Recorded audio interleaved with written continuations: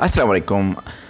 आज फिर हम एक नई वीडियो के साथ हाज़िर है। अगर आप न्यू हो तो चैनल को सब्सक्राइब करें, वीडियो को लाइक करें। चलो चलते हैं वीडियो की तरफ। इंडिया के हकाम की हॉलीवुड फिल्म ओपनहाइमर के मुतनाज़ा मंजर की तफ्तीश का मुतालबा। मुंबई इंडिया हकाम ने हॉलीवुड फिल्म ओपनहाइमर के मुतनाज़ा मंजर की तफ्तीश का मुतालबा किया है।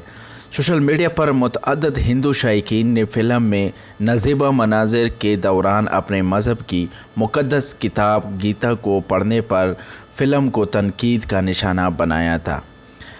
कल्चर सीव इंडिया फाउंडेशन के रहनुमा अदीप प्रकाश ने फ़िल्म में हिंदू की मुक़द्दस किताब की तौहीन पर रद्द अमल देते हुए मुतालबा किया है कि सेंसर बोर्ड की तरफ से इस मुतनाज़ा सीन की मंजूरी दी जाने की तफ्तीश होनी चाहिए।